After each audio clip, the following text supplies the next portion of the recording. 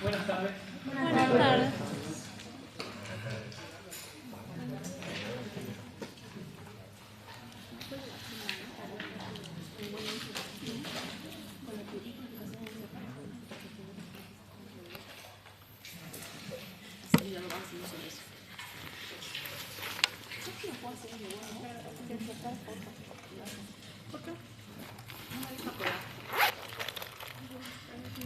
Como si estuvieras escribiendo para crear un cuadrito.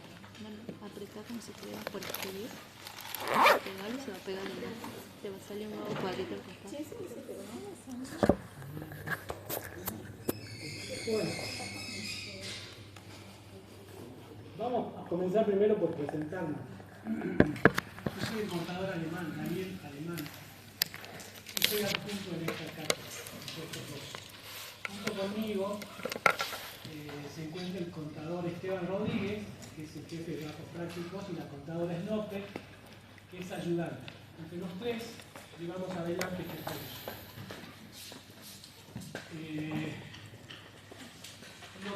Lo que necesito, o sea, estamos hablando de que este curso se va a dictar no solamente de forma presencial, sino que van a haber situaciones de actividades virtuales, en donde tenemos habilitada el aula virtual, impuestos 2.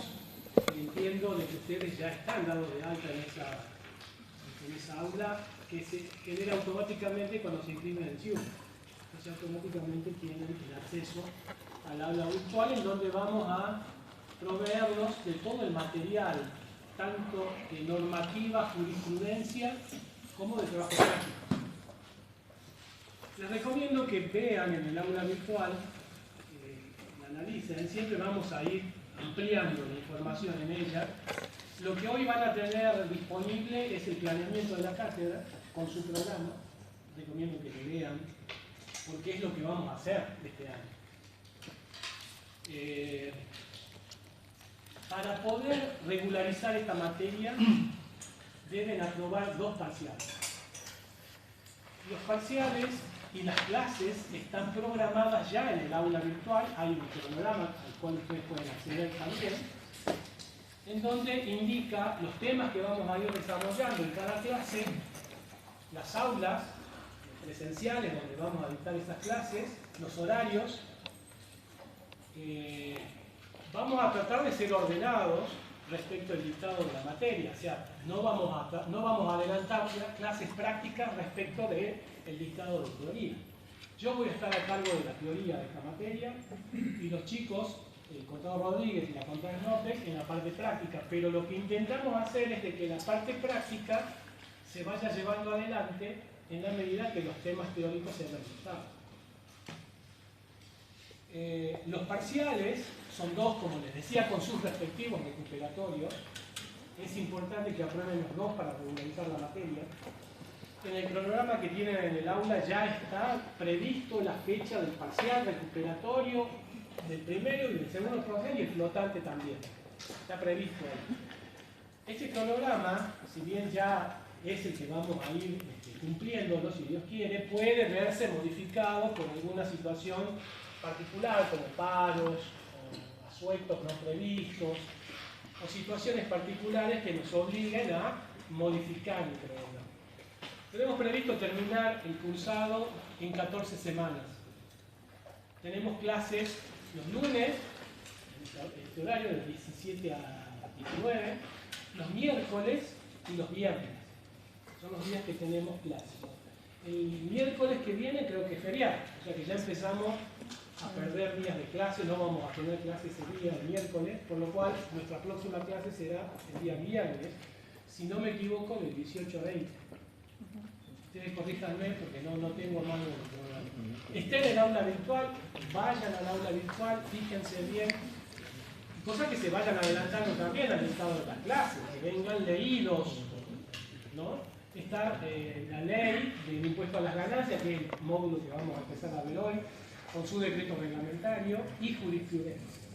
La idea es que ustedes vengan con algún conocimiento previo. Yo sé que impuesto, muchos de ustedes, es la primera vez que van a ver impuestos, más allá que en el área contable ven de alguna manera impuestos, pero acá lo profundizamos. Entonces es importante que por lo menos vayan viendo, vayan leyendo el material que se les está proveyendo en el aula, como para que las clases teóricas, más allá de exponer las clases, sea una ida y vuelta, o sea, hayan consultas por parte de ustedes respecto a los temas que vamos a ir desarrollando. Con esto quiero decir de que si bien hemos programado las clases ya, no va a haber cambio de fechas, porque lo estamos haciendo a partir de ahora. Es decir, que siempre pasa lo mismo. Llega la época de parciales y todas las materias quieren tomar parciales en esta semana. Bueno, nosotros nos adelantamos y decimos que estas son las fechas y no se modifican. Así que vayan viendo ese tema. Yo les recomiendo que no se dejen estar con esta materia, lean todos los días lo que se les dicta, porque si no van a tener problemas de ver solos esta materia, y es complicada. Y esta es una de las materias más importantes de la carrera. Entonces, les recomiendo eso, vayan leyendo. En lo posible lean antes de venir a las clases teóricas, cosa que se vayan sacando dudas. El programa está en el planeamiento de cátedra que le digo, está la bibliografía recomendada. Toda esa bibliografía la pueden consultar tanto en biblioteca como en las páginas profesionales que la facultad tiene suscritas, como la ley, por ejemplo. Yo no sé si en Red Parla tiene, pero la ley, así se llama, esta página profesional, tiene todo el material que necesitamos para esta materia. Más allá de lo que nosotros recomendamos, la bibliografía. Y eso es importante, que accedan a la bibliografía. En cada tema, ustedes tienen la bibliografía recomendada, que está en este programa que acabo de mencionar. Así que bueno, vamos a tratar de cumplir ese programa. Hoy es nuestra primera clase, habiendo hecho esta suerte de presentación. Vamos a comenzar con el primero de los impuestos, que es impuesto a las ganancias. ¿Algunas preguntas hasta acá de lo que hemos comentado? ¿No? No. Alguien me va a tener que ayudar con apretando alguna teclita como para que vaya pasando. Ahí yo te voy diciendo cada vez que pasa. A ver, ustedes ya tuvieron finanzas públicas, ¿no? Bueno, finanzas públicas es una materia re importante respecto de esta materia. ¿Por qué? Porque tiene que ver con la actividad financiera del Estado. Entre las actividades financieras del Estado, estamos viendo de que una de las cuestiones más importantes es la prestación de servicios que tiene el Estado respecto de sus administrados y la forma en que obtiene recursos para poder prestar esos servicios.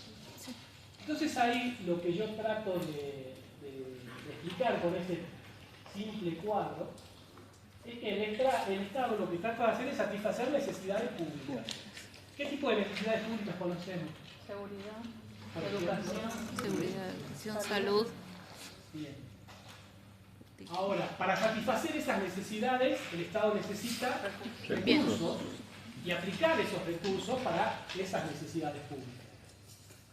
Ahora bien, esa erogación de dinero que necesita realizar el Estado para poder satisfacer necesidades públicas se llama lo que es el gasto público.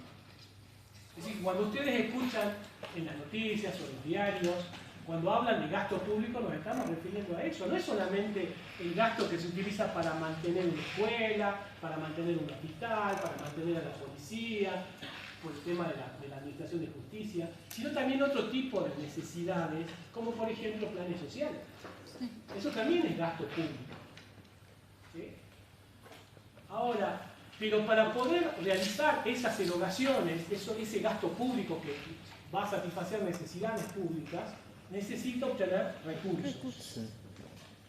¿Y esos recursos de dónde los va a obtener? Y hay distintos mecanismos, distintas formas de obtener los recursos. Ahí dice, del propio Estado, ¿no? ¿Como qué, por ejemplo? Y ahí lo dice. La explotación de servicios o de recursos o de tierras que tenga el Estado a través del arriendo de tierras pertenecientes al Estado, la venta, las concesiones, etc. Hay distintas formas en que el Estado puede munirse de recursos para poder satisfacer esas necesidades públicas. Esta es una de ellas. Es decir, obtener esos recursos del mismo Estado, del propio Estado. O bien puede ser, recurrir al endeudamiento. Ustedes ya deben haber visto de que el Estado tiene la posibilidad de endeudarse, ya sea con los privados dentro del país o fuera del país, en donde estamos hablando de deuda externa. Con las implicancias que sabemos que tiene endeudarse en el exterior, ¿no? O a través también de la emisión monetaria. Un tema que se ha discutido muchísimo, sobre todo con esta nueva administración, respecto de la emisión monetaria, que es nefasta para el control de la inflación, ¿no? Pero nos queda una importantísima, y creo que es la más importante de los recursos del Estado, más allá de la ideología política de cada gobierno. Si ustedes se centran en una ideología política que tenga, digamos, más raíces socialistas, y de repente sí, los recursos del Estado van a ser mucho más importantes extraídos desde los particulares a través de tributos. Cuando no es así, bueno, si bien nunca va a dejar de tener incidencia en los recursos tributarios, que es ir contra el patrimonio de los particulares, lo hará en menor medida, pero siempre va a haber recursos tributarios que el Estado va a tener que echar manos para financiar y satisfacer estas necesidades públicas que acabamos de mencionar. Entonces, independientemente de la ideología del gobierno de turno, el Estado siempre necesita de recursos, y de recursos que obtiene desde los particulares. Ahora, el hecho de que el Estado vaya y pueda obtener recursos desde el patrimonio de los particulares, tiene que haber unas reglas de juego bien definidas. ¿Cuáles van a ser esas reglas de juego? Los principios tributarios que se deben traducir en lo que es ley. Si acá empezamos a hablar, lo que ustedes vieron en el impuesto 1, los distintos principios tributarios entre los cuales encontramos la legalidad.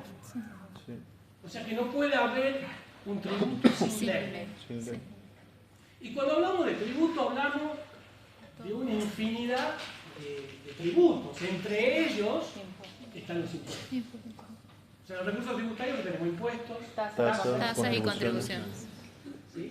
Y tenemos otros recursos no tributarios, ¿no?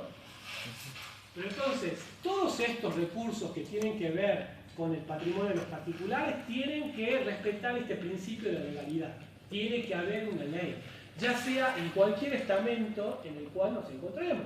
Si estamos hablando a nivel nacional, para crear un impuesto de tipo nacional, tendrá que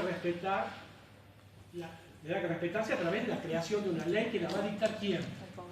El Congreso de la Nación. La Cámara de Diputados, la Cámara de Senadores. Si hablamos de un impuesto provincial, ¿qué ejemplo de impuesto provincial tenemos? Ingreso bruto, inmobiliario, sellos. ¿Sí? Para que ese recurso tributario pueda ser válido, tiene que haber una ley emitida ¿dónde? ¿O dictada dónde? Por la legislatura. En la legislatura de las provincias. Acá tenemos una sola cámara.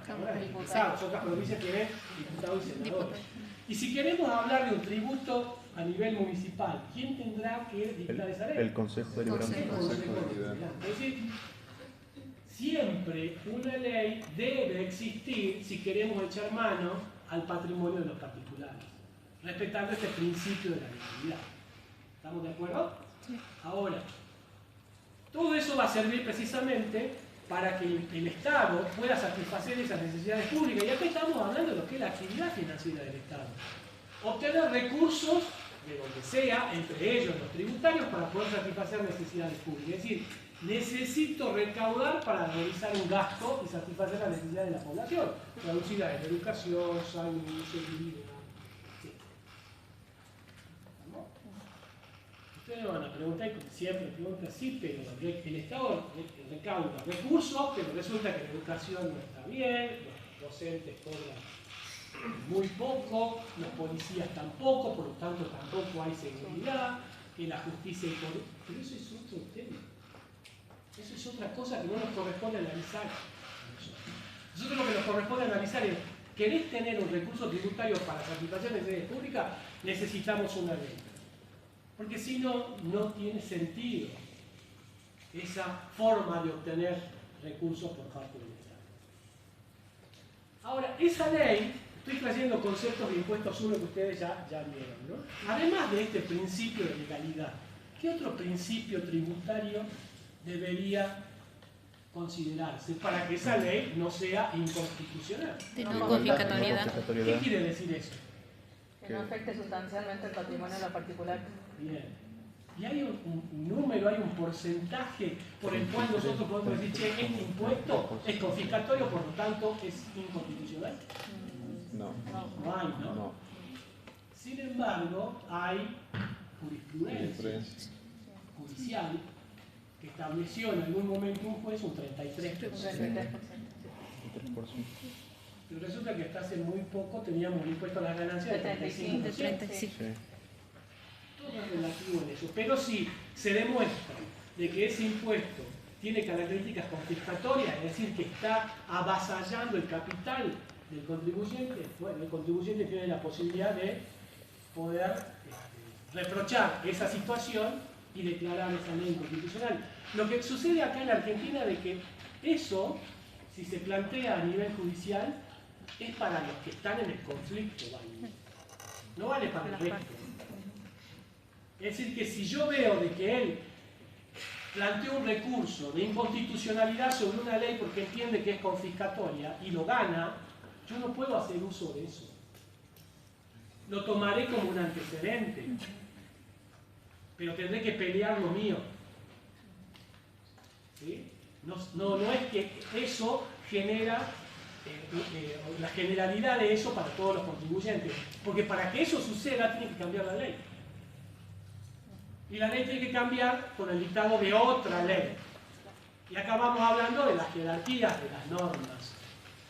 Entonces, cuando se crea una ley, además del principio de la legalidad, además del principio de no confiscatoriedad, esa cuestión, digamos, de recaudación que tiene el Estado, y que no nos olvidemos, es el poder de imperio que tiene el fisco, que lo hace a través de la ley y considera obligatorio para todos el cumplimiento de esa ley, que es la obtención de un recurso tributario. ¿Qué otro principio más podemos mencionar? El de capacidad contributiva. ¿Y qué es la capacidad contributiva? Y es la capacidad que tiene el contribuyente de... Es la actitud económica que tiene una persona para ser sujeto pasivo de la obligación tributaria. Y hacerse cargo. No solamente de ser sujeto pasivo, porque ahí estaríamos generalizando, sino en qué medida, de acuerdo a esa capacidad que tiene económica, puede hacer frente a las cargas tributarias. Puede ser mediante el consumo que tenga, el patrimonio que tenga también y la renta también que genere. Es decir, hay tres formas de manifestar esta capacidad contributiva: patrimonio, la renta y el consumo. Y en esas tres formas de manifestar la capacidad contributiva es donde nos vamos a mover nosotros. Sí. Esto es re importante que lo entiendan. Si bien la capacidad contributiva no es propiamente dicho un principio de la un principio lógico del que estamos hablando, está implícito en todos los principios tributarios. En la equitatividad. Claro, como para que sea un importe justo. Exactamente, está implícito en todo. Cuando hablamos de no confiscatoriedad, también hablamos del principio de la capacidad contributiva. Cuando hablamos del principio de la igualdad, que es otro principio tributario, también está implícita la capacidad contributiva. La igualdad entre los iguales. ¿Sí?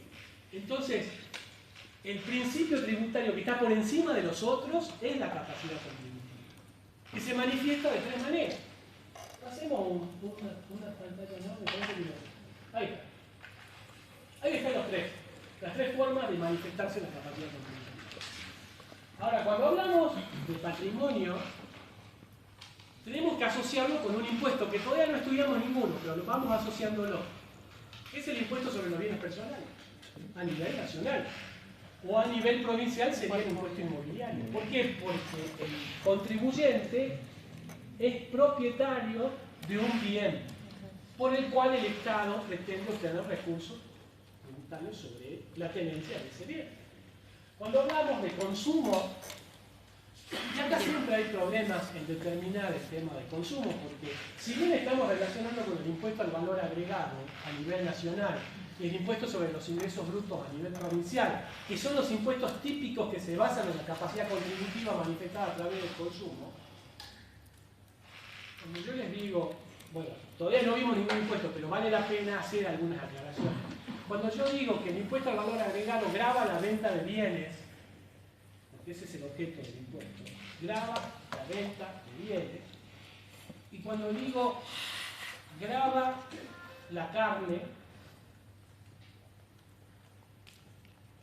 ¿de qué consumo me están hablando si compra tanto la carne el que tiene menos recursos como el que tiene más recursos? Y cuesta lo mismo, pagan lo mismo los dos, lo mismo el litro de leche, lo mismo el kilo de pan. ¿Dónde está la variación de la capacidad contributiva medida en el consumo cuando nos encontramos en esta situación? La cantidad de consumo. Puede ser. En exenciones también. Puede ser. Bueno, que precisamente cuando nos encontramos con esta suerte de desigualdad, la ley comienza a operar de otra manera y empieza a regular exenciones. Entonces dice, la leche entera, sin aditivos, cuando se venda a consumidor final, está exenta. En el impuesto al valor agregado. Estamos hablando de esa manifestación de capacidad contributiva. Sí, bueno, pero resulta de que viene una persona con mucha capacidad contributiva y va a comprar los litros de leche en su condición de consumidor final, también está exenta. Es decir, pero se empieza a morigerar esa suerte de desigualdad para poder respetar estos principios de la tributación, de la capacidad contributiva. Y cuando hablamos de renta, a nivel nacional, lo hacemos con el impuesto a las ganancias, que es el impuesto que vamos a ver ahora. ¿Sí? ¿Por qué? Porque precisamente quien tenga mayores ganancias va a pagar más. El que tenga menos ganancias va a pagar menos. Y ahí entramos a jugar con un montón de situaciones como los mínimos no imponibles o los mínimos exentos. Es decir, que la persona que no sobrepase determinado monto de ganancia no va a pagar, no va a estar alcanzado. Es una forma, digamos, de morigerar estas desigualdades que les hacía mención. ¿Sí? Entonces, si tenemos que hablar sobre un principio de la tributación, el más importante, porque el que se encuentra implícitamente en cualquier otro, es el de la capacidad contributiva, que se manifiesta por patrimonio, consumo o renta. Y en la forma de manifestarse con la renta tenemos el impuesto a la ganancia que vamos a analizar ahora. ¿Sí? Pasemos un instante. Esa es la normativa que vamos a analizar. Es la ley 2628. Esto ha tenido varias modificaciones en los últimos años.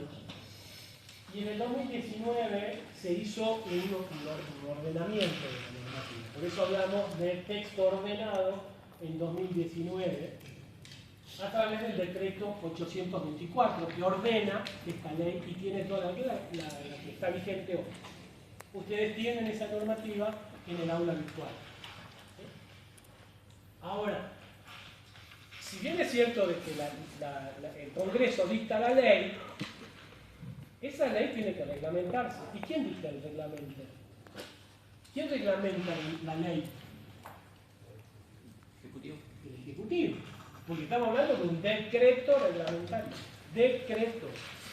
Un decreto es el Poder Ejecutivo. ¿Sí? Es decir, cuando hablamos de ley hablamos de un derecho sustancial y cuando hablamos de un decreto reglamentario que dicta el Poder Ejecutivo hablamos de un derecho formal. Y ese decreto reglamentario tiene menor jerarquía que la ley. Por lo tanto, un decreto reglamentario no puede modificar lo que diga la ley. Tendrá que aclarar lo que la ley quiere decir. No puede avasallar el espíritu del legislador, dice la doctrina. Entonces, mucho cuidado con esto. Si nosotros vemos que un decreto reglamentario está siendo contrario a lo que dice una ley, ese decreto reglamentario puede declararse inconstitucional y por lo tanto dejarse sin efecto. Porque no está aclarando lo que dice la ley, está modificándola. ¿Sí? Y ese decreto reglamentario es el 862 también del 2019, que está vigente. Hacemos una más. Pero entonces el impuesto a las ganancias, ¿qué es? Es eso, las ganancias. ¿Y qué es la ganancia? Los ingresos obtenidos menos los gastos necesarios para Es obtener una ingresos. diferencia de ingreso menos gasto. Obtengo ganancia. Pero no todo ingreso está alcanzado por el impuesto.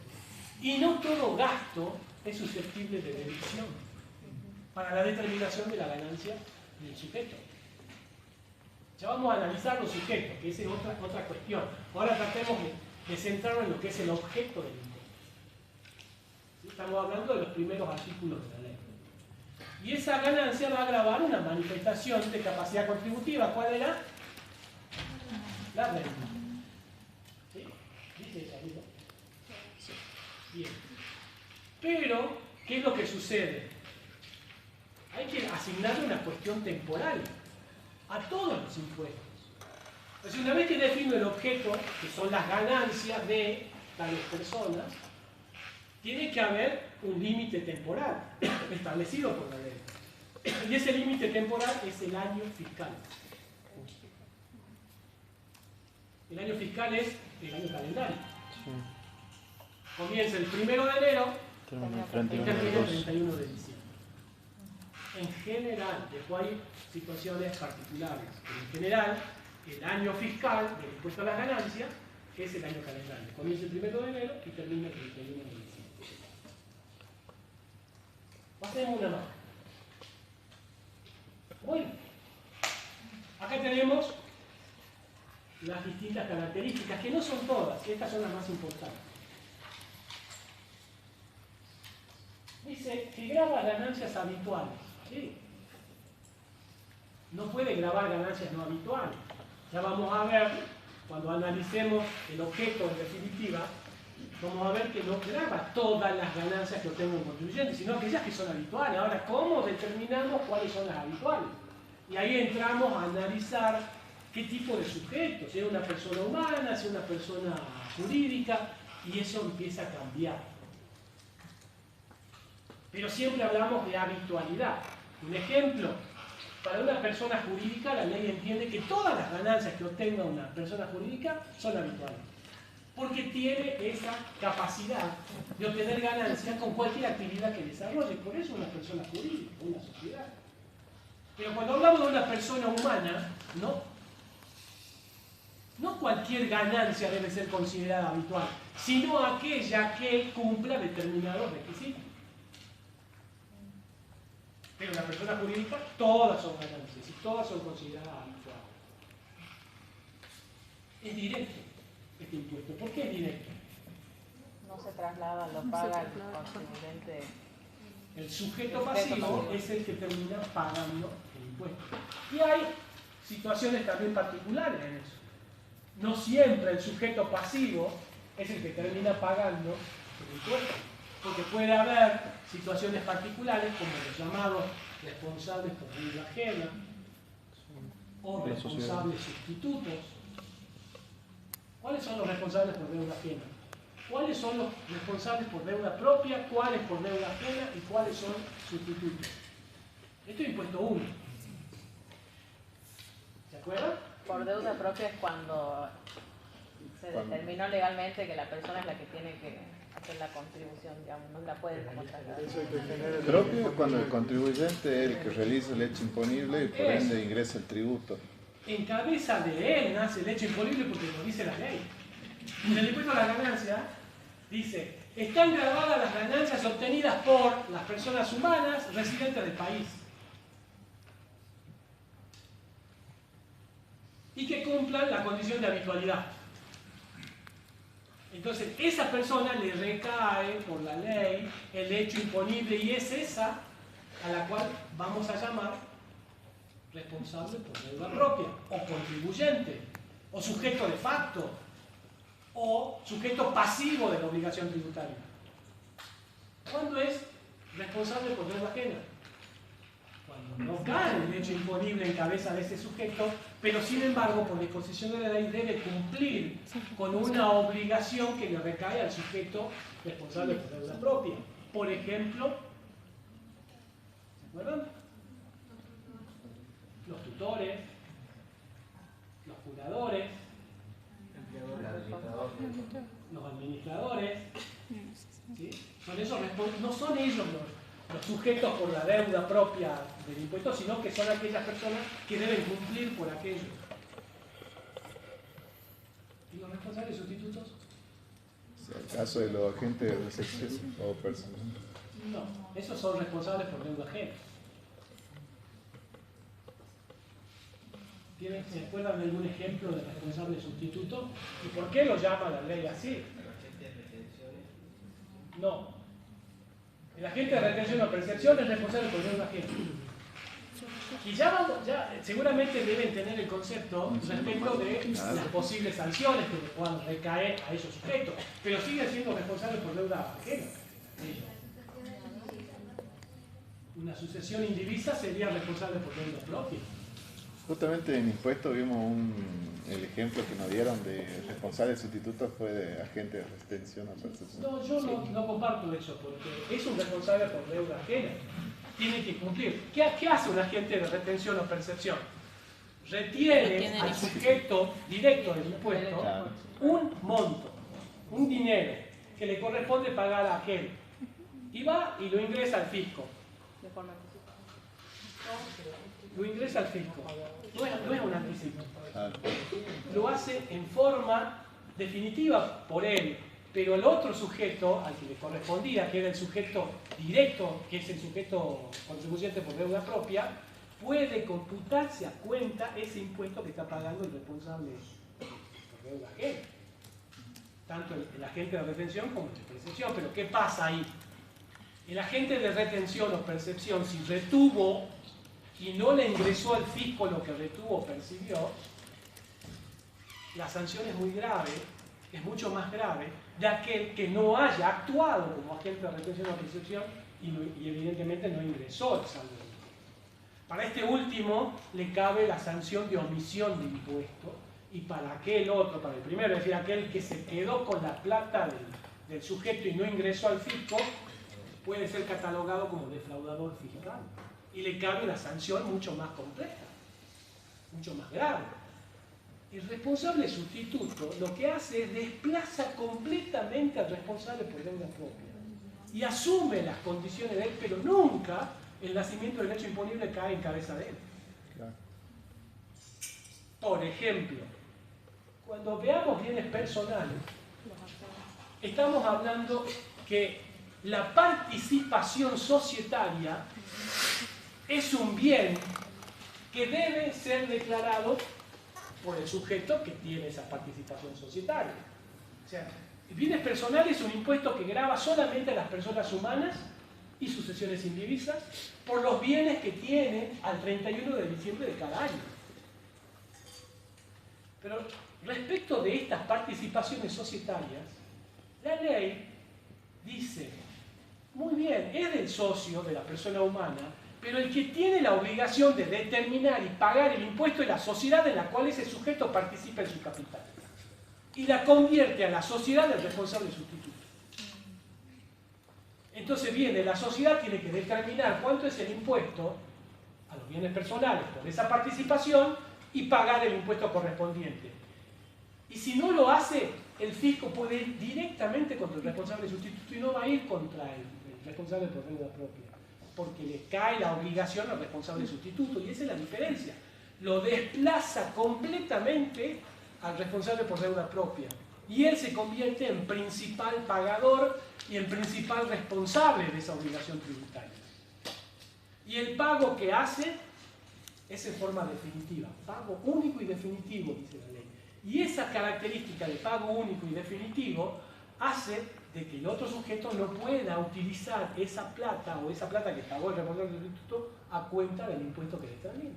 De hecho, ese sujeto que tiene la participación societaria en su declaración jurada de bienes personales va a declarar esa participación que tiene, que está grabado por el impuesto de los bienes personales, pero como un bien que es exento, está exento. ¿Por qué? Porque ya pagó la sociedad. La sociedad es un responsable sustituto.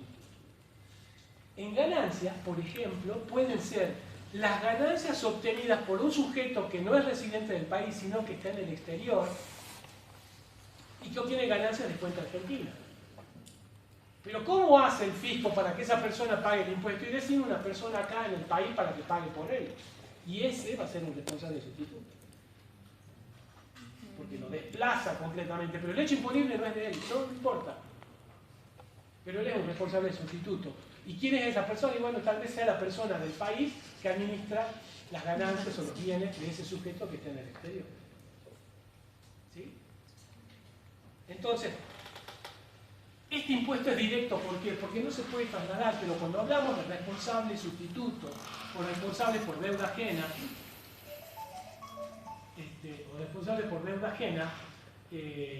no está trasladándose el impuesto. ¿Sí? Está en cabeza del responsable por deuda propia.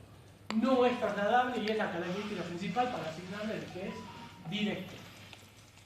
¿Sí? Es una herramienta para la redistribución del ingreso. Bueno, es una de las cuestiones que todo impuesto, que todo Estado pretende hacer, distribuyendo el ingreso que obtiene por recursos tributarios de la gente que tiene recursos, que tiene capacidad contributiva, para trasladarlo a las personas que no los tienen, a través de los impuestos. ¿Sí? Por ejemplo, decir, bueno, el impuesto que percibimos por el impuesto a las ganancias, vamos a trasladarlo para hacer escuela en determinado lugar. Bueno, con el impuesto a las ganancias se puede hacer eso muy fácilmente, pero tiene que haber una normativa, tiene que haber una ley. Es una herramienta para distribuir el ingreso. Es decir, bueno, pero las personas humanas que tengan cargas de familia van a pagar menos impuestos o no van a pagar, a diferencia de aquellas personas que no tengan cargas de familia. Entonces se redistribuye el ingreso que tiene el Estado por esos recursos tributarios. Es progresivo. ¿Por qué es progresivo? Porque cuando tengo más ganancias, más pago. Hay una escala de alícuota. Hay una escala de alícuota, pero la característica de progresividad es eso. Cuanto más ganancias tenga el contribuyente, más impuestos tendrá que pagar. Que se complementa con lo que es la proporcionalidad. La proporcionalidad es un porcentaje sobre la ganancia obtenida. Esa proporcionalidad puede estar enganchada con la progresividad, porque hay una escala.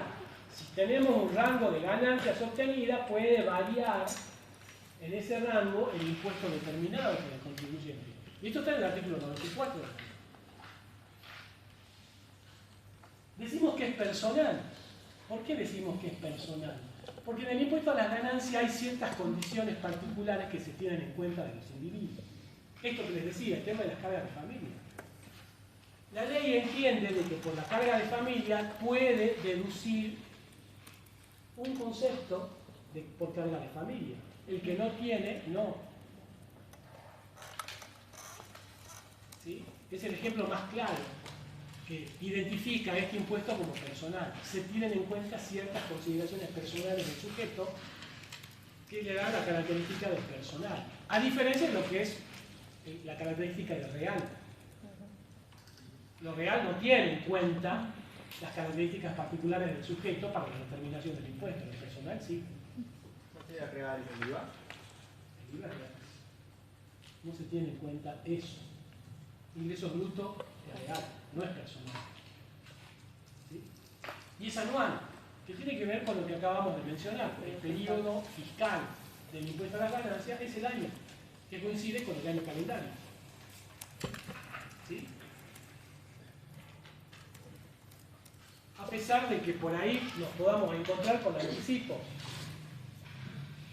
que se pagan determinada cantidad de anticipo durante el año, que el Estado percibe a cuenta y que después el sujeto, cuando llegue el vencimiento de su declaración jurada, determinando el impuesto correspondiente, podrá deducirse para determinar el impuesto a pagar esos anticipos que han pagado, que no han ingresado con anterioridad.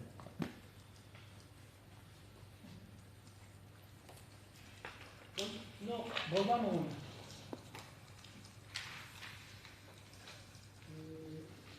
A ver, o seguí dos más. Bueno, ahí, después vamos a volver. La ley en el impuesto a las ganancias dice: están grabadas las ganancias obtenidas por dos puntos. Las personas humanas o sucesiones indivisas, y hace una aclaración, residentes en el país. Lo cual tendríamos que analizar qué es la residencia, cuándo se considera un sujeto residente del país y cuándo no. Que obtengan ganancias en el país o en el exterior. Es decir, ganancias de fuente argentina o ganancias de fuente extranjera. Pero si son personas humanas o sucesiones indivisas, tienen que ser residentes en el país. Entonces, si esa persona residente en el país obtiene ganancias de fuente argentina, está grabada. Si obtiene ganancias de fuente extranjera, está grabada. Pero después sigue diciendo la ley: esas personas humanas o sucesiones indivisas no residentes del país, se graban las ganancias obtenidas en el país. Es decir, que si esa persona residente en el exterior obtiene ganancias de fuente argentina, está grabada.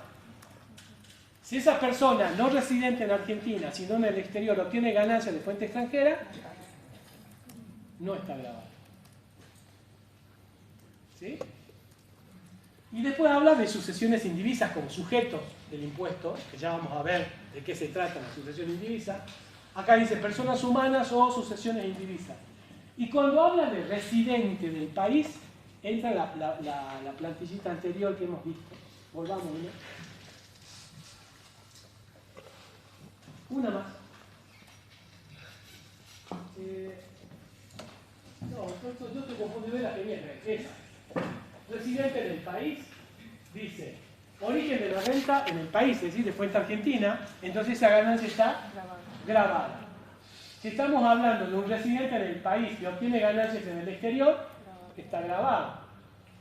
Y la ley aclara ahí que ese sujeto que obtiene ganancias en el exterior puede computar a cuenta el impuesto que hubiese pagado en el exterior por esa ganancia obtenida. Supongamos que yo soy residente del país y obtuve ganancias, no sé, en Chile.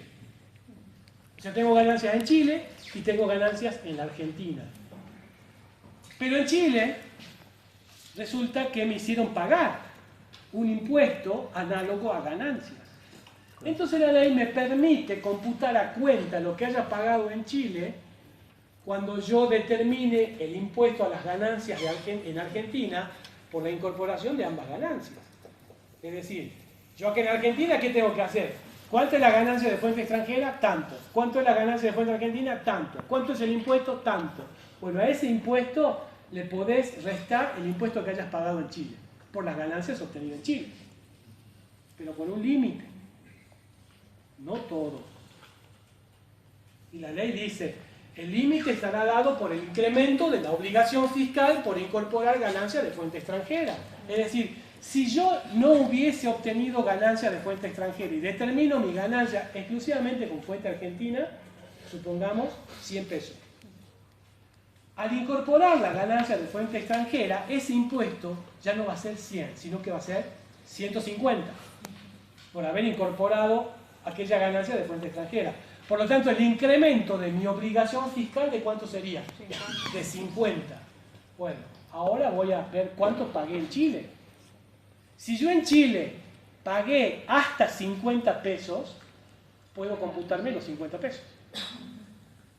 Pero si pagué más de 50 pesos, solo puedo computarme hasta 50. Eso es lo que dice la ley. Eso es lo que dice la última partecita de la observación.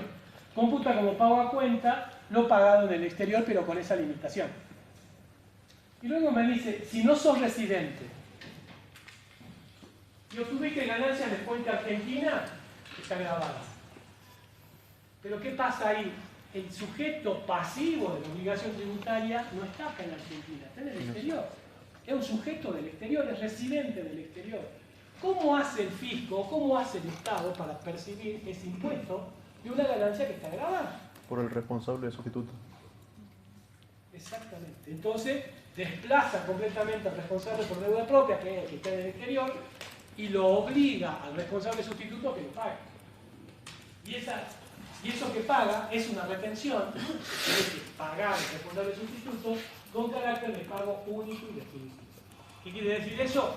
De que el sujeto del exterior no puede computar a cuenta ningún impuesto de la nación por ese impuesto que pagó el responsable sustituto acá en Argentina. Y si obtuvo ganancias en el exterior, esa ganancia no está grabada. Pasemos. Bueno, acá lo que vamos a analizar es estos tres aspectos del impuesto. Es importante que tengamos en claro al momento del análisis y de separar un aspecto subjetivo, espacial y temporal. El aspecto subjetivo es el sujeto. ¿Quién es el sujeto pasivo de la obligación tributaria? Y ya un poco les adelanté, eran las personas humanas, o sucesiones indivisas, residentes del país, por las ganancias que obtengan en el país y en el exterior. Definidas en los artículos 1, 35, 36, 37, 53, 76, 102 de la ley. Un aspecto espacial es el lugar en donde se configura el hecho imponible, y para que pueda ser ganancia de fuente argentina tiene que ser una ganancia obtenida en la Argentina. Pero ahí la ley empieza a hacer algunas aclaraciones, porque dice, de fuente argentina no solamente son aquellas ganancias obtenidas dentro del territorio del país, sino que también van a ser ganancias de fuente argentina aquellos que tengan una utilización económica en el país. ¿Qué utilización económica? Y bueno, es la utilización económica que se hace de esa ganancia, o la primera utilización económica que se haga de esa ganancia tiene que estar en el país. Yo siempre daba el ejemplo de que, por ejemplo, la renta de inmuebles está alcanzada por el impuesto a las ganancias, el alquiler de inmuebles. Pero supongamos de que ese alquiler de inmueble, ese inmueble está en la Argentina, pero el titular del inmueble es un japonés y el locatario de ese inmueble es un coreano. Y el contrato se desarrolla en Dinamarca. Resulta que el bien que es objeto de la transacción está en Argentina, está siendo utilizado económicamente en Argentina. Por lo tanto está grabado, es de fuente argentina. ¿Sí? Ahora, supongamos de que hay un contrato, cualquiera sea el contrato, pero se está utilizando en garantía de ese contrato un inmueble que está en Argentina. Ese también es de fuente argentina. Porque hay un uso económico del bien que se está garantizando, por lo tanto también es de fuente argentina. Y van a entrar a ver en la bibliografía que les estamos recomendando y en la jurisprudencia distintos casos, cómo se tiene que ir analizando y cómo se tiene que ir entendiendo esto del uso económico de un bien para que pueda ser considerado de fuente argentina.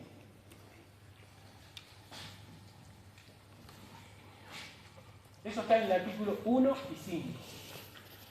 Y el aspecto temporal es el momento en que se verifica el hecho imponible. ¿Y cuál va a ser ese momento? Bueno, el año calendario, el periodo fiscal. Es un criterio de imputación del impuesto a la ganancia. Y eso está en el artículo 24.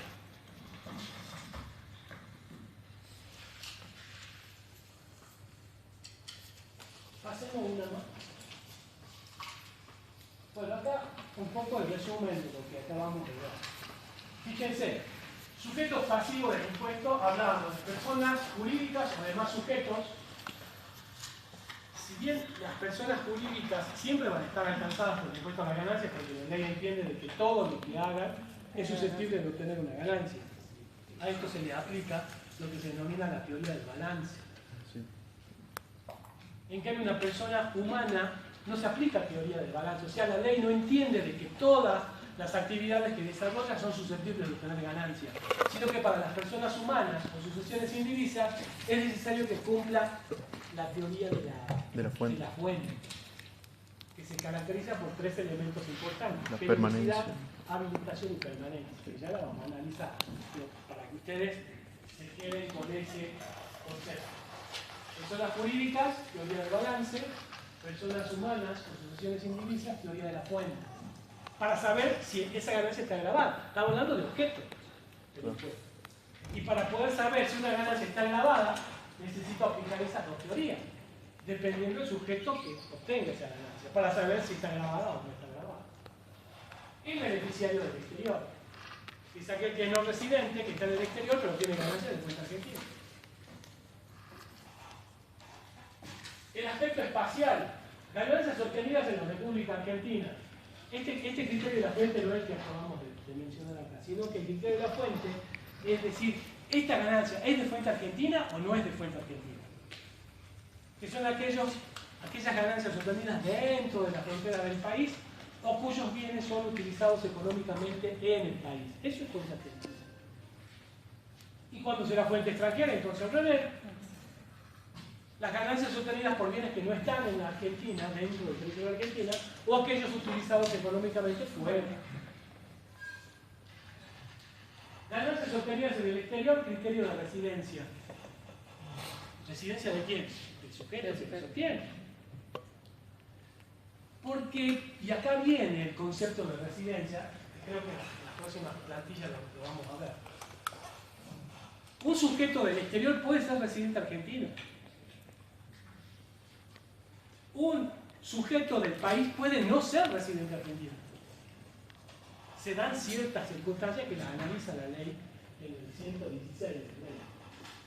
Entonces, podemos tener sujetos que son residentes del país o sujetos que no son residentes del país, y en función de eso vemos si aplicamos criterio de la fuente o criterio de la residencia para determinar si esa ganancia está grabada o no. Luego tenemos el aspecto temporal. Esto de gravamen de emergencia es cuando se creó el impuesto. La ley decía en sus comienzos, se crea este impuesto de emergencia que será renovado periódicamente, y se renovó siempre desde que nació el impuesto. O sea que de emergencia no tiene nada. Periodo fiscal es el año calendario, como les decía, comienza el 1 de enero y termina el 31 de diciembre, para las personas humanas o sucesiones indivisas. Pero cuando hablamos de personas jurídicas, acá debemos discriminar si llevan o no balances. Si llevan registraciones contables que le permitan confección de balances. Si llevan balances, seguramente tenemos que hablar de ejercicio económico. Y puede que no coincida con el año calendario. O, sí. Si coincide, no hay problema, igual que la persona humana. El ejercicio económico de esta sociedad comienza el 1 de enero y termina el 31 de diciembre, no tenemos problema. Igual que una persona humana o sucesión indivisa. Pero si este ejercicio económico comienza, por ejemplo, el 1 de julio de un año y termina el 30 de junio del año siguiente, ahí sí tenemos un problema. ¿Por qué? Porque necesitamos imputar las ganancias y los gastos, o sea, los ingresos y los gastos para determinar la ganancia. ¿Y a qué periodo fiscal lo vamos a imputar? Lo vamos a imputar al periodo fiscal. A ver, si se entiende. Yo tengo el periodo fiscal, que es el 1 de enero al 31 de diciembre, ¿verdad? Ahí no tengo problema. Todos los ingresos y los gastos obtenidos por personas humanas, sucesiones indivisas, el periodo fiscal es ese. Pero ¿qué pasa si yo tengo, acá también es 1 de enero, pero del 2023, este es del 2024, esto es periodo fiscal 1 y esto es periodo fiscal 2. ¿Sí? Pero resulta que esta sociedad comienza el 1 de julio del 2023 y termina el 30 de junio del 2024. Eso es el ejercicio económico de la sociedad. Pero resulta de que este sujeto tuvo desde el 1 de julio del 23 al 31 de diciembre del 23 ganancias en este periodo. Y desde el 1 de enero del 2024 al 30 de junio del 2024 tuvo ganancias, tuvo ingresos y gastos en este periodo. Entonces la pregunta es, ¿a qué periodo fiscal de ganancias voy a imputar esto? ¿Al 2023 o al 2024? Se imputa donde cierra el ejercicio. ¿Se entiende el problema que tenemos? La ley le da una solución a eso. Y dice, las ganancias obtenidas cuando esto suceda serán imputadas al periodo fiscal en el cual cierra su ejercicio económico. En este caso, todos los ingresos y todos los gastos de este ejercicio económico serán imputados al periodo fiscal 2024. ¿Estamos? Sí.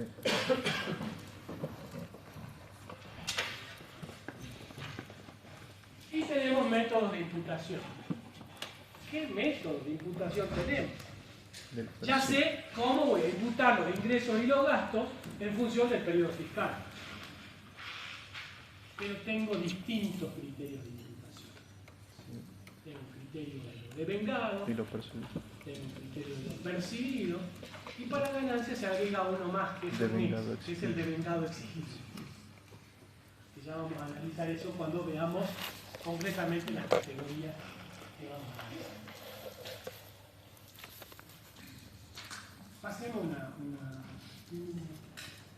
Entonces, analizamos el aspecto subjetivo del impuesto a las ganancias, no sujeto.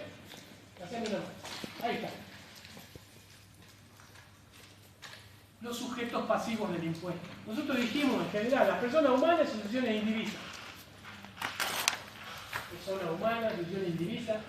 Y también personas jurídicas. Estamos hablando de sociedades de capital, sociedades de personas, explotaciones unipersonales, establecimientos estables, estos son los beneficiarios del exterior que tienen establecimientos en Argentina, sociedad conjugal, sociedad de cónyuge menor de edad. Estos son los sujetos. Ahora, cuando nosotros hablamos de personas humanas, y acuérdense de Impuestos 1, cuando hablábamos de quiénes pueden ser sujetos pasivos de la obligación tributaria. Y cuando hablamos de personas humanas, ¿todas las personas humanas pueden ser pasivos de la obligación tributaria? No. ¿Quiénes no pueden? Los incapaces. Los incapaces. Los Sí, incapaces. puede mediante Ah, no. jubilación. Pregunto. Lo que no tienen capacidad Esto contributiva. se lleva en Impuestos 1, Ah, no. no acá, pero se da por sabido. Cualquier persona puede ser sujeto, digamos, de obligación. El derecho común que dice, divide a las personas en capaces o incapaces. Sí. En el derecho común, ¿qué personas son incapaces de adquirir derechos y contraer obligaciones? Los, Los menores de edad, los condenados. los condenados, Los incapaces. los sordomudos que no se den a entender por escrito, Pero etc. igualmente pueden ser sujetos pasivos de la Pero el obligación. derecho tributario, y acá hay un conflicto doctrinario en este tema, que dicen que es autónomo. Muchos doctrinarios dicen que no es autónomo. Siempre depende del derecho común. Pero hay otros doctrinarios que dicen, no, es autónomo. ¿Por qué decís que es autónomo? Y porque en este caso en particular determina él quiénes van a ser sujetos pasivos de la obligación tributaria y establece que independientemente de la capacidad adquirida en el derecho común, las personas humanas incapaces en el derecho común pueden ser sujetos directos del impuesto. ¿Ah, sí? Sí. ¿Quién, por ejemplo? Los menores de edad. Mediante su tutor. Sí, pero es un niño, no importa. Es sujeto directo del impuesto. ¿Y quién va a cumplir la obligación del responsable por deuda ajena? ¿Quién es su papá? Su tutor. ¿Quién más puede ser? Y bueno, el que está condenado, el que está encarcelado por algún delito, ¿también puede ser sujeto del impuesto? Sí, puede ser. ¿Y quién va a cumplir la obligación de este sujeto? Y su curador, su representante legal.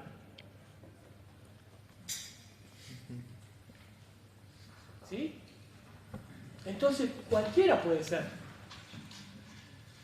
Ahora, dijimos de que estas personas humanas son susceptibles de ser sujetos pasivos. Pero para que en realidad sea sujeto pasivo, tengo que analizar el objeto primero, las ganancias que está obteniendo. ¿Qué ganancia obtuve? Bueno, a ver, primero tiene que ser habitual la ganancia. Para que sea habitual la ganancia, y estamos en presencia de una persona humana, se tiene que dar la teoría de la fuente. Si no se da la teoría de la fuente, esa ganancia no está grabada. Periodicidad, permanencia y habilitación. Esa es la teoría de la fuente. Es decir, que si yo tengo una ganancia, el hecho de obtenerla que no implique su agotamiento total. Eso habla de la permanencia. O sea que si yo voy obteniendo ganancias, no se agote y deje de obtenerla después. La doctrina llama el fruto del árbol, porque siempre voy a tener fruto. Saco la fruta y va a crecer otra fruta. Nunca se va a agotar. ¿Sí? Periodicidad. Y bueno, que siempre esté teniendo ganancias. Que haya una habitualidad en esa obtención de ganancias. Y la habilitación, precisamente, eso, que esté habilitado a obtener ganancias. No se está refiriendo a la obtención de una matrícula para ser contador, por ejemplo. No se refiere a eso. Se refiere a que precisamente esa ganancia pueda estar habilitada permanentemente de seguir obteniendo ganancias. Esas tres condiciones es importante que se cumplan para determinar si la ganancia obtenida por esta persona humana de sucesión indivisa es habitual. Y si es habitual, está grabada. Pero además tiene que ser residente el sujeto. Y analizar si la ganancia es de fuente argentina o fuente extranjera. Pero ya dijimos, si es residente del país, no importa dónde obtuvo la ganancia. Pero se tiene que dar esta teoría de la fuente, que se caracteriza por esas tres situaciones: periodicidad, permanencia y habilitación. Pero cuando hablamos de personas jurídicas no se aplica teoría de la fuente, se aplica teoría del balance. ¿Por qué? Cualquier actividad es susceptible de obtener ganancias por estos sujetos, por lo tanto todo es habitual. No importa la teoría de la fuente, se aplica teoría del balance. Cuando hablamos de sucesión indivisa hablamos de un periodo de tiempo. Ya vamos a ver en una de las plaquitas que tenemos ahí cómo analizamos ese sujeto. Pero volviendo, las personas humanas entonces pueden ser menores de edad y pueden ser sujetos del impuesto. Pueden estar condenadas y ser sujetos del impuesto. Pueden ser sordas-mudas que no se saben dar a entender por escritos, pueden ser sujetos del impuesto. Y ni qué hablar de las personas que son capaces. En el derecho común también ocurre la parte. Ahora, cuando hablamos de sucesiones indivisas, esto es un instituto creado exclusivamente por el derecho tributario. Y es otra de las características que le da al derecho tributario como autónomo. Porque esta sucesión indivisa no aparece en el derecho común. En el derecho común aparece la sucesión, que también es indivisa. Pero para el impuesto, o para el régimen tributario, digamos, hablamos de un periodo de tiempo que comienza con el fallecimiento del causante hasta la declaratoria de herederos o testamento que cumpla la misma finalidad. Esa es la sucesión indivisa, ese periodo de tiempo. Ya vamos a ver en un cuadrito cómo vamos separando los tantos, pero la sucesión indivisa es una ficción. Está en el aire. Cuando se muere una persona que es contribuyente de un impuesto, inmediatamente nace la sucesión indivisa, que merece ser registrada. Va a tener su propio número de quit, igual que esa persona en vida. Y va a existir hasta tanto se declare el testamento que cumpla la misma finalidad de una declaratoria de herederos, o se declare los herederos. Hasta ahí llega. Y durante todo ese periodo de tiempo las ganancias obtenidas serán declaradas por la sucesión indivisa. Las sociedades de capital. ¿Qué sociedad de capital conocen? La Por sociedad, ejemplo, ¿qué más? la SAS, La SAS, sociedad de acciones. Comunidad por acciones. humanista por acciones. ¿La SRL No es de capital. es de capital? Sí, ¿Sí o no? sí. Sí, la ley. Pues son capital, Pero la ley considera como que de capital. Hasta no hace mucho no eran de capital. Es decir, yo también así considero que no son de capital. Porque no se divide el capital en acciones, se divide en cuotas partes. Y eso como que las eximiría de ser una sociedad de capital, pero la nueva ley general de sociedades las incluye como si fueran de capital. El capital no se divide en acciones, sino que se divide en cuotas partes, muy parecido a lo que es acciones. Y antes de esa reforma eran consideradas sociedades de personas, la SRL. ¿Por qué? Porque limitaban su responsabilidad al capital aportado, que eso era lo que lo distinguía de las otras sociedades, las sociedades de personas, como cuáles, por ejemplo. La colectiva. Las sociedades colectivas creo que no existen, ¿no? Ahora las llaman irregulares. Pero sí. ¿Qué más? Las asociaciones, por ejemplo. ¿Las qué? Las asociaciones son de capital. ¿Son de capital? Las en comanditas, sí. Claro. No, estamos hablando de sociedades de personas. Ah, de ¿Qué personas. sociedades de personas conocemos? Sociedad colectiva. Las unipersonales. ¿Qué más? Las sociedades colectivas, dijiste. Las sociedades de hechos. Que por las características ya nos vamos a acostumbrar a llamarlas irregulares. ¿Sí? Los establecimientos estables. Los establecimientos estables son lugares fijos y físicos pertenecientes a sujetos del exterior. Son sucursales, depósitos, son físicos y fijos, no se mueven, digamos, no se trasladan de un lugar a otro, están en un lugar. La sociedad conyugal. ¿Cuándo nace la sociedad conyugal? Con un matrimonio. Con el matrimonio. Y las ganancias obtenidas por la sociedad conyugal, ¿quién las paga? ¿Quién las declara?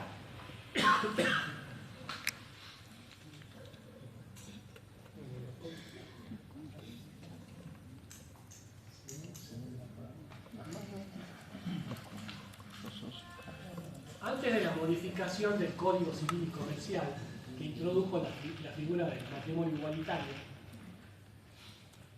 las ganancias obtenidas en la sociedad conyugal eran declaradas por el marido. Salvo que, decía la ley, la mujer obtenga ganancias con el esfuerzo de su trabajo, profesión, oficio.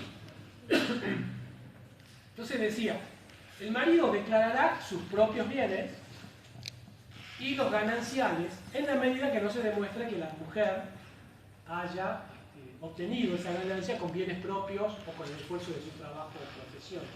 O que el marido es inhabilitado, en ese caso la mujer declarará las ganancias. Pero a partir de la modificación del Código Civil y Comercial se modificó todo también para este lado. Entonces dice, no, las ganancias de la sociedad conyugal serán declaradas o por los cónyuges en función de lo que hayan aportado para la obtención de esa ganancia. Supongamos, se obtiene una ganancia como consecuencia de la venta de una casa que era de uno de los cónyuges. O sea, digo cónyuges porque no necesariamente tiene ese valor de mujer. Pueden ser del mismo sexo. Entonces, cuando uno de los cónyuges tenía un bien propio, se vende durante el matrimonio y se obtiene una ganancia por ello, ¿quién tiene que declararlo? El cónyuge que aportó ese bien para obtener esa ganancia. Si no se pudiera determinar eso, se hacen partes iguales. ¿Sí? Si esa ganancia que se obtenga dentro del matrimonio puede ser a través de la venta de un bien propio aportado por alguno de los cónyuges o por el esfuerzo, trabajo o profesión realizado por alguno de los cónyuges. Cuando no se pueda determinar eso, es en partes iguales. Y los menores de edad, dijimos que son sujetos los menores de edad, aun cuando en el derecho común no lo sean, no sean capaces. ¿Sí? Si pasamos una más. Bueno, acá un poco la revisión a los artículos del Código Civil y Comercial respecto de las personas humanas, que hablamos de las personas por nacer, los menores de edad, los mayores de edad. La asociación indivisa, que está en la ley, que es una ficción y hay una continuidad del sujeto que se murió, digamos, de que lo saca, ¿no? Ya vamos a ver eso. Pasemos una más. Bueno, ahí está el código que les decía de la asociación indivisa. Fíjense los distintos momentos. Diciembre del 2019, 2020, 2021, 2022. Se produce el fallecimiento del causante en junio del 2020. Ahí nace la asociación indivisa. Cuando muere el causante. ¿Hasta cuándo? Y hasta que sucede la declaratoria de heredero o se convierte en válido el testamento que cumpla la misma finalidad. Y eso sucede el 18 de abril del 2021. Entonces, esto que está acá es la asociación indivisa. Es ese periodo de tiempo. Ahora, pero fíjense que si lo superponemos con los años calendarios, vamos a tener un problema, porque el primer periodo fiscal es este, 2019.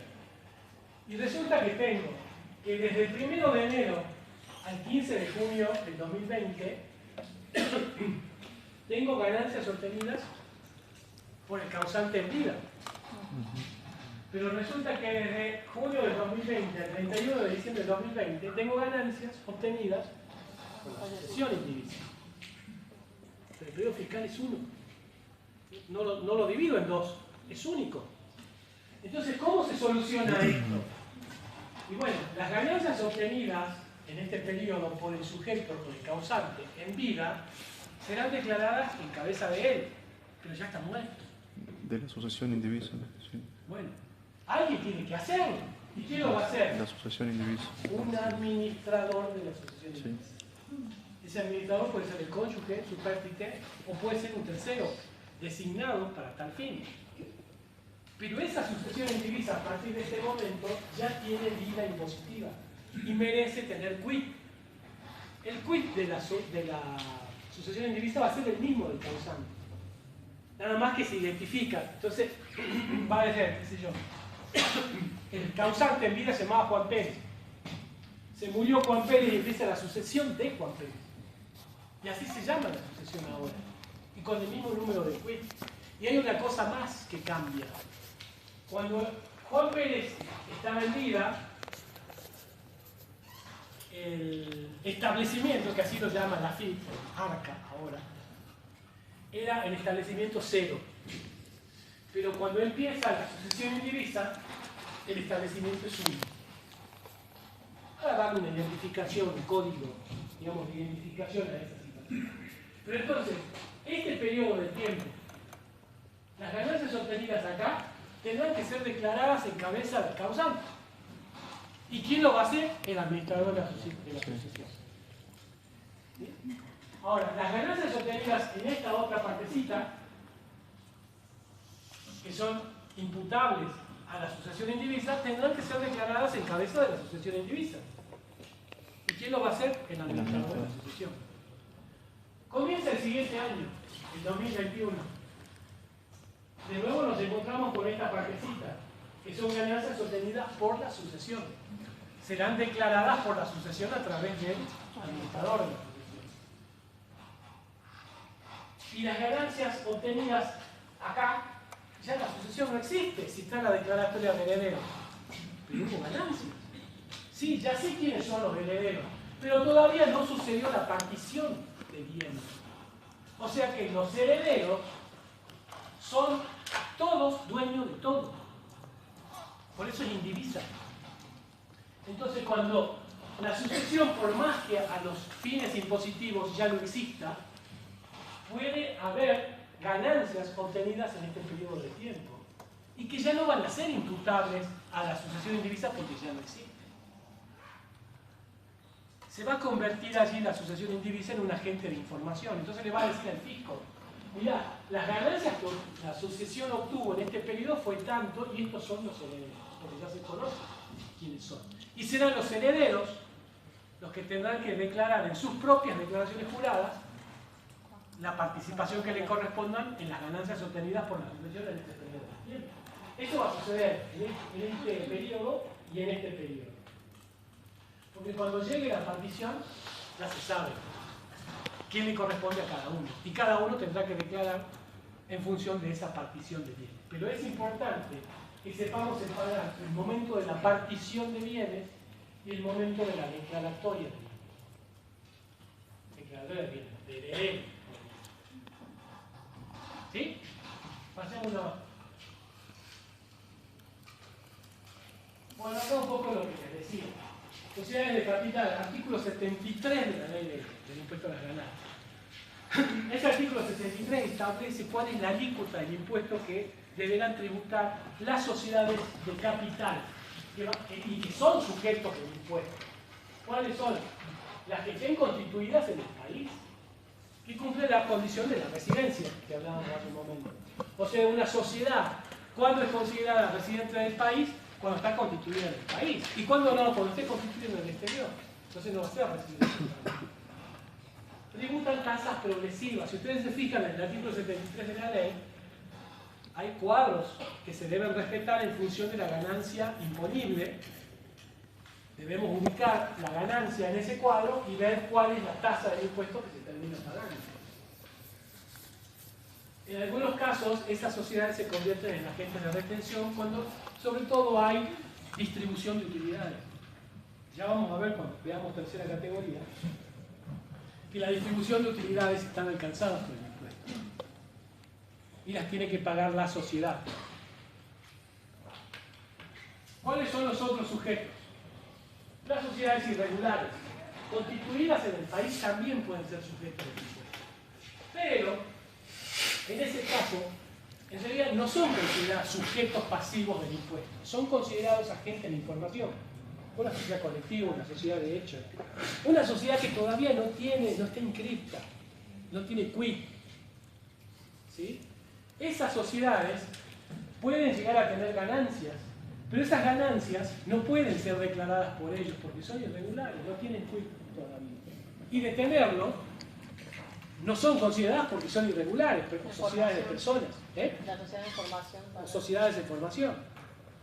Pero entonces se obtuvieron ganancias. ¿Y quién tiene que declarar? Tiene que declarar un socio. Entonces las sociedades irregulares, en este caso, lo que tienen que hacer es determinar la ganancia obtenida, informar al fisco y decir, esta es mi ganancia y estos son mis socios. Y los socios, en sus declaraciones juradas, deberán declarar la ganancia por la participación en esas ganancias. Los establecimientos permanentes, como les decía, eran aquellos establecimientos de sujetos del exterior que tienen acá. La sociedad conyugal, la sociedad entre cónyuges, eso es otra cosa. No es lo mismo sociedad conyugal que sociedad entre cónyuges. La sociedad conyugal, un poco ya hablamos de eso. ¿Quiénes declaran las ganancias obtenidas dentro de la sociedad conyugal? Ahora, ¿pero puede haber sociedad entre cónyuges? Sí. Hasta la modificación de la Ley General de Sociedades, las únicas sociedades que podían ser constituidas entre cónyuges eran aquellas que sean de capital. Las SRL no podían ser, precisamente por la limitación de la responsabilidad. Porque no se quería confundir el patrimonio familiar. Entonces hay que proteger el patrimonio de la familia. Por lo tanto, las sociedades entre cónyuges, la única tienen que ser la de capital. ¿Por qué? Porque limitan su responsabilidad al capital aportado. Si es una SRL, no, la SRL no. Una sociedad colectiva, no, tampoco. Pero a partir de la reforma de la Ley General de Sociedades, pueden ser socios. No importa el tipo de sociedad, pueden serlo. Pasemos una más, que ya se me está acabando el tiempo.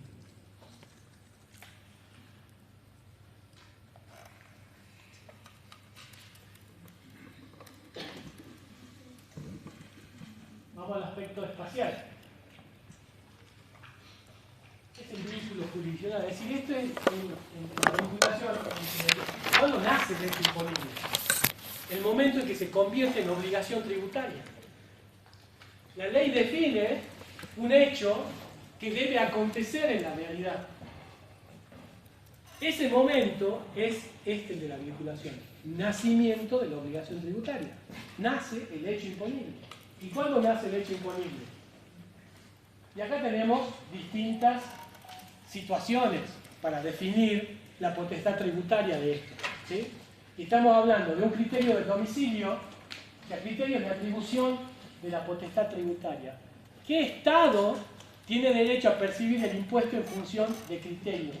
Y estamos hablando del criterio del domicilio, que es donde vive el contribuyente, es un criterio para definir qué Estado va a cobrar el impuesto. El criterio de la residencia o de la nacionalidad es otro criterio distinto, o el criterio de la ubicación geográfica, dónde está ubicada la ganancia. ¿Sí? Son distintos criterios. La Argentina, a través de la ley del impuesto a las ganancias, utiliza una combinación de estos criterios. Y abajo lo dice. La ley del impuesto a las ganancias adopta el principio de la residencia o renta mundial establecido en el artículo 1.5. ¿Por qué dice esto? Porque dijimos hace rato, la persona humana residente en el país tributa por todo, por todas las ganancias que obtenga en el país o en el exterior. ¿Qué criterio estoy hablando? Residencia. Ahora, el que no es residente va a tributar por las ganancias obtenidas acá. ¿Qué criterio estoy utilizando? El de la ubicación geográfica. O sea, es un mix que está utilizando y eso se lo puede observar en el artículo 5 de la ley. Hacemos uno más. Bueno, esto es lo que les decía, esto está en el 116 de la ley, que es el concepto de residencia. Y acá deben tener en claro este concepto de residencia, el que se utiliza para definir el objeto del impuesto. O sea, un sujeto residente, cuando decimos residente, aplicamos el 116 de la ley. Porque hay otro concepto de residencia que está en el 23, que tiene que ver con las cargas de familia, que es un concepto distinto, nada que ver con este. El artículo 23 dice, un sujeto, una persona humana, puede deducir sus cargas de familia, o las deducciones personales, las generaliza la ley. ¿Cuáles son las deducciones personales? Bueno, tenemos la ganancia no imponible en primer lugar, y después tenemos las cargas de familia. ¿Qué son las cargas de familia? Y puede deducir por cónyuge, puede deducir por hijo. Ahora, pero me pone condiciones la ley. Sí, vos podés deducir por cargas de familia, pero esas cargas de familia tienen que ser residentes del país. Bueno, pero ¿cuál residente? ¿Esta del 116 o la del 23? Porque el 23 dice solo 6 meses. 6 meses que esté en el país ya se considera residente a los efectos de la deducción de carga de familia. Pero este no. Para considerar residente del país a un sujeto para determinar el objeto del impuesto es distinto. Fíjense cómo dice el cuadrito. Esto es un resumen del artículo 116. Y fíjense que dice, divide lo que son las personas humanas, las asociaciones indivisas y las sociedades. Para las personas humanas dice que pueden ser argentinas, nativas o naturalizadas. No hay duda, muchos de nosotros somos eso. Y que tienen la nacionalidad argentina, pero que no la haya perdido, dice la ley. Fíjense arriba dice, sujeto, persona humana, argentina, nativa o naturalizada, que no haya perdido la condición de residente. Cuando la pierde, bueno, hay algunas cuestiones que hacen que la pierda, como por ejemplo la permanencia en otros países, o que haya solicitado la residencia en otros países. Si solicitó la residencia en otros países, la está perdiendo acá. Entonces dice, que no haya perdido la condición de residente, en ese caso se considera residente del país. Ahora, que haya perdido la condición de residente, entonces se considera no residente del país. ¿Cuándo la perdió? Y cuando pidió residencia en otro país. Ahora, para las extranjeras, o sea, convengamos de que una persona que nació en Argentina ya es residente, salvo que la pierda. ¿Sí? Ahora, pero si es una extranjera, del vamos no es residente argentina, pero la puedo obtener. Y dice, cuando es extranjera, que haya obtenido la residencia permanente en Argentina. En ese caso será residente argentino. Y las ganancias que obtenga serán considerados como residentes del país. O que sin haber obtenido la residencia permanente, siempre que haya permanecido con autorización temporaria durante 12 meses, será considerado residente. Esto es mucho más largo de lo que dice la ley, en el artículo 121. Esto es un resumen para que se entiendan y puedan ubicarlos en esto. Es decir, para las personas humanas, yo necesito saber si es residente o no residente para determinar si la ganancia que obtuvo está grabada o no está grabada. Ahora, cuando hablamos de residencia del artículo 116, tengo que considerar esto. Una persona nativa, naturalizada en el país, es residente, no hay dudas, salvo que la pierda. Una persona extranjera no es residente, salvo que obtenga la residencia. Y hay una aclaración. Que sin haber obtenido la residencia permanente hubiera permanecido, dice, en el país con autorizaciones temporarias por lo menos 12 meses. Entonces será considerado residente. ¿Qué pasa con las sucesiones indivisas? Y bueno, de ser residente en la medida de que el causante haya tenido la residencia argentina al momento de la muerte. ¿Sí? Y las sociedades que sean constituidas en el país para ser consideradas residentes. Si no son constituidas en el país, no serán consideradas residentes.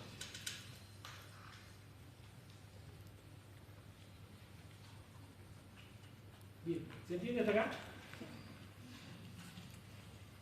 Vamos al otro aspecto, que queda espacial. Hacemos una pequeña más. Aspecto espacial. Bueno, acá les decía, ¿cuándo se considera una ganancia de fuente argentina? ¿Y cuándo se considera de fuente extranjera? Acá ya no hablamos de residencia. Acá hablamos de la ubicación geográfica de la ganancia, el aspecto espacial. Entonces me dice, si el bien que obtiene ganancia, o la ganancia proviene de bienes situados, colocados o utilizados económicamente en la Argentina, esa ganancia es de fuente argentina. Si no, es de fuente extranjera. De la realización de cualquier acto o actividad susceptible de producir beneficio. Cualquier acto o actividad susceptible de producir beneficio. Si ese acto se realiza en Argentina, es de fuente argentina, si no, es de fuente extranjera. O de hechos ocurridos dentro de la Argentina o fuera de ella. ¿Será ganancia argentina o fuente argentina o no? Es lo que yo les decía hace rato en el ejemplo. Se está realizando un contrato entre dos extranjeros en un tercer país, pero se está utilizando un bien como garantía ubicado en la Argentina. Esa ganancia es de fuente argentina. Ahí está utilizando el criterio de la ubicación geográfica de la fuente. ¿Ah? Digamos.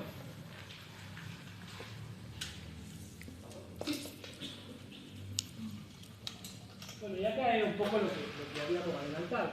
Fíjense que son las teorías de la fuente o la teoría del balance en función de los objetos que tiene. Todo esto, lo que estamos haciendo es analizando para saber si una ganancia es objeto del impuesto. La ganancia debe ser habitual, si no, no puede ser objeto del impuesto. Será habitual dependiendo, cuando analicemos una persona humana, residente o no residente del país, o una persona jurídica, residente o no residente del país. Para que una persona humana que obtenga ganancias y que esté grabada por el impuesto, debe cumplirse la teoría de la fuente. Periodicidad, permanencia y habilitación. Que si se cumplen esos tres requisitos, estamos hablando de que la ganancia es habitual y por lo tanto está grabada. Si no cumple alguno de esos requisitos, la ganancia no está grabada. No estoy hablando de exento, no está grabado, no está alcanzado por el impuesto. En cambio, cuando hablamos de sujetos empresas, ya sean sociedades o empresas, unipersonales, no aplicamos teoría de la fuente, aplicamos teoría del balance, que son todas las ganancias que obtengan, porque la ley entiende que todo lo que hagan esos sujetos son susceptibles de obtener ganancias. Por lo tanto, todo es ganancia, todo está grabado. Y aquí hay una particularidad con esto. ¿Por qué? Porque el ejemplo que damos todos los años, ¿no? Estamos hablando de médicos que se juntan, 5 médicos, alquilan una casa con 5 habitaciones y una sala de estar. Y resulta que esos 5 médicos son especialistas uno es clínico, el otro es traumatólogo, el otro cardiólogo, lo que sea.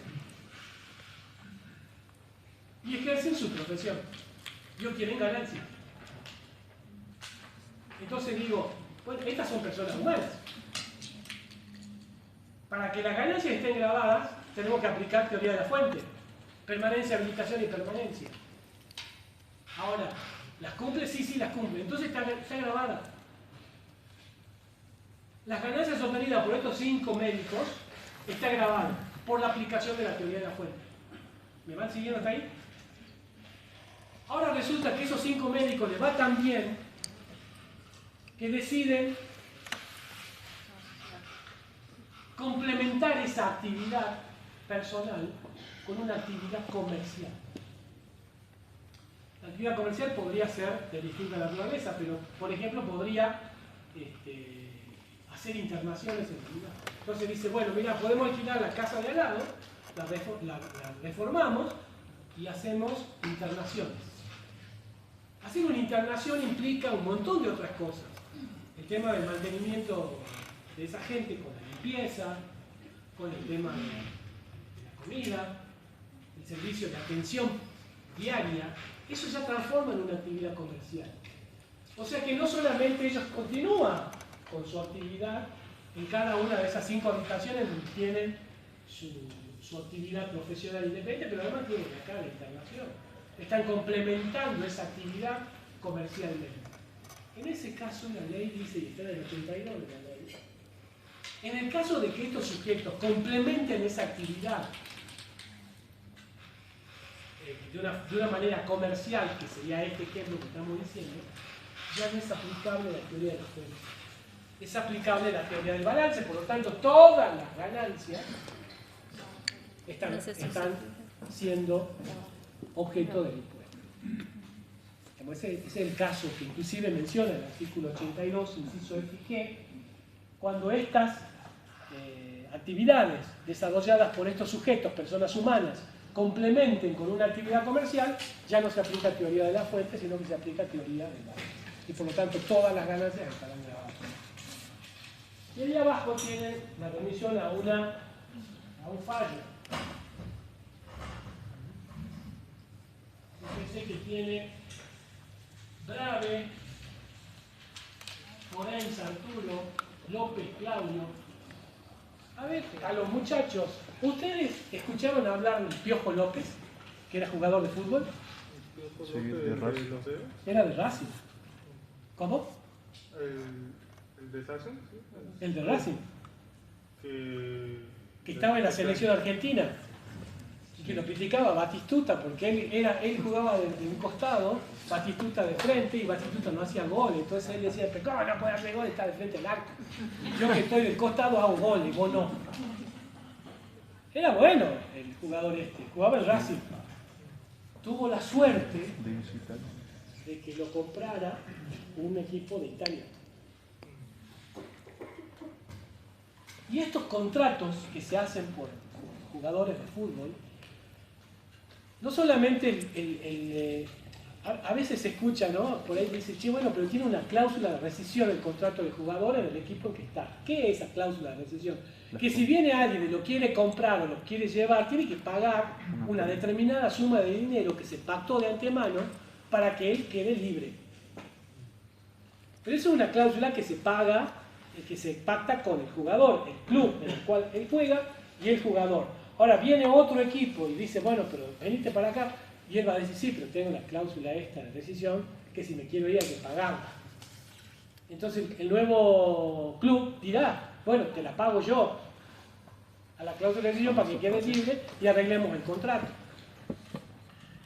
Entonces pasó eso. Paga, el club luego paga la cláusula de rescisión, pero además le dice, bueno, pero por este motivo de que vos te vas a jugar conmigo, yo te voy a pagar una franquicia, te voy a pagar una adicional, por única vez. Bueno, al pelo, entonces el Piojo López agarró su bolsito y se fue para Italia a jugar en este nuevo equipo, el Racing de acá, cobró la plata que tenía que cobrar, el nuevo club ya lo tiene al Piojo López jugando con ellos y encima le pagó lo que tenía que pagar. Bueno, Piojo López llega el momento en que tenía que hacer su declaración jurada de ganancia y no incluye en su base imponible de cálculo del impuesto a la ganancia estas adicionales que percibió por haber firmado este nuevo contrato. No estoy hablando de la cláusula de rescisión, porque esa en todo caso la cobra el club Racing Club. Es lo otro que percibió el Piojo López por irse al nuevo club. Y dijo, por supuesto no él, su contador, su abogado, dice, pero esto no forma parte del objeto del impuesto porque no es habitual, no es una ganancia habitual, no cumple con la teoría de la fuente, periodicidad, permanencia y habilitación, porque no lo cobro nunca más. Entonces no tengo por qué declarar. Eso dijo, eso se plantó, está en el antecedente jurisprudencial. ¿Ustedes qué hubieran hecho? ¿Hecho lo mismo? No cumple la teoría de la fuente, por lo tanto, no tengo que pagar, no forma parte. Vino el fisco, le hizo una determinación y dice, no señor, usted está equivocado. Eso sí forma parte de una ganancia agravada, porque sí se aplica la teoría de la fuente. No, pero no es habitual, la cobré una sola vez. No importa, porque cuando hablamos de la periodicidad, la permanencia y la habilitación, es siempre que tengas la posibilidad de obtener ganancias por tu profesión. Este es el caso, por ejemplo, de un abogado que no ejerce la profesión, es socio de una sociedad, pero él es abogado. Y en un momento determinado viene una persona que lo conocía y le dijo, mirá, tengo este problema, ¿por qué no me lo solucionás? Sí, pero yo no ejerzo nada. Bueno, pero vos sos abogado y vos sabés. Y cobra esa plata por haberle asesorado a un sujeto y cobró. La jurisprudencia dice que aún cuando no sea habitual, aun cuando no sea periódica esa cobranza, vos tenés la habilitación para poder hacerlo, porque sos abogado. Por lo tanto, sí se cumple la teoría de la fuente, porque hay habilitación y la habilitación futura que eso conlleva. Entonces, tu título de abogado implica que en cualquier momento de tu vida vos podés ejercer esa profesión y obtener una ganancia. Lo mismo le hizo al Piojo López. No importa, porque si no hubiese sido vos jugador de fútbol, vos no hubieras cobrado eso. Pero como lo sos, lo cobraste. Y por lo tanto, es una ganancia habitual. Y marche preso, el Piojo López tuvo que salir a pagar. Esto lo tienen en el aula virtual, está también el caso de Negri, Bioquímico Ramos, Paracha Jorge, también un caso resonante de esto. Bueno, pero entonces, cuando tratamos de determinar el objeto del impuesto, la ganancia, tenemos que identificar si es persona humana o persona jurídica. Persona humana, aplicamos teoría de la fuente, persona jurídica, teoría del balance. Pero además, tengo que analizar la residencia. Si es residente del país, todas sus ganancias van a estar grabadas. Si no es residente del país, solamente las de fuente argentina. Y ahí me entra otro problema. ¿Qué es fuente argentina y qué es fuente extranjera? Tengo que definirla. Y todo eso me va a definir o me va a determinar si esa ganancia está grabada o no está grabada. ¿Vamos hasta ahí? Faltan 10 minutos. Sigamos. Paseando uno más. Temporal. Bueno, esto ya se lo adelanté. El periodo fiscal de ganancia es el año calendario. Si estamos en presencia de una persona humana, sucesión indivisa, 1 de enero, 31 de diciembre, no hay problema. Personas jurídicas que llevan registraciones contables, cuyo ejercicio económico coincide con el año calendario, no hay problema. 1 de enero, 31 de diciembre. Pero si no coincide con el año calendario, el ejercicio económico, tengo que ver este caso. Se imputarán los ingresos y los gastos de ese ejercicio económico al periodo fiscal en el cual caiga el cierre del ejercicio económico. Pasemos una más. Acá hablamos de criterios de imputación, que es otra de las cosas muy importantes porque el impuesto de las ganancias se divide en 4 categorías. Primera categoría, renta del suelo. Sí. Contratos de alquileres, está grabado por ganancia, primera categoría. Segunda categoría, renta de capitales. La colocación de capitales en el mercado financiero que obtiene ganancias es una renta grabada de la segunda categoría. Tercera categoría, renta de los sujetos empresas, sociedades, empresas unipersonales. Toda ganancia obtenida por estos sujetos se considera ganancia de tercera categoría. Cuarta categoría, renta del trabajo personal, ya sea ejercido en relación de dependencia o no. El trabajo de profesionales. Eso es cuarta categoría. Y cada una de estas categorías tiene un criterio de imputación de ingresos y gastos. La primera categoría se aplica criterio de lo devengado. Segunda categoría, criterio de lo percibido. Tercera categoría, devengado. Cuarta categoría, percibido. Pero en la tercera categoría se agrega uno más, que es el devengado exigible. Y ya vamos a ver cómo es. Pero primero y principal, decir, ¿qué es lo devengado? ¿Qué es lo percibido? Es lo más importante. ¿Cuándo decimos de que aplicamos criterio de lo devengado o percibido? ¿Cuándo es devengado? Cuando se difiere la realiza, fecha. Independientemente si Sí, se se cobra. cobra. Uno por B. A ver. Cuando se realiza, por ejemplo, una venta, independientemente si se cobró, digamos, la misma. Allá. Eso. ¿Estamos de acuerdo ahí? Sí. ¿Sí? Bien. Pero tiene condicionamientos. Que la ley los establece. ¿Y el percibido? Cuando se efectivamente se cobra. Cuando se cobra lo que se percibió, digamos, de esa renta. Que presupone un devengamiento previo. Claro. Sí. Claro. O sea, primero un devengado, después el percibido. El devengado es eso. Digamos, no necesitamos cobrar la renta para imputar este criterio, el criterio de los devengados. Pero no tiene que haber ningún tipo de condicionalidad, no te puede haber ninguna condición a ese devengado. Porque puede suceder que suceda algo y después no lo cobremos. O sea, no tiene que estar sujeto a condición. Y lo percibido no necesariamente la cobranza efectiva, sino que puede estar a disposición lo que se percibe. Pero lo percibido siempre implica que haya devengadose antes algo. ¿Estamos?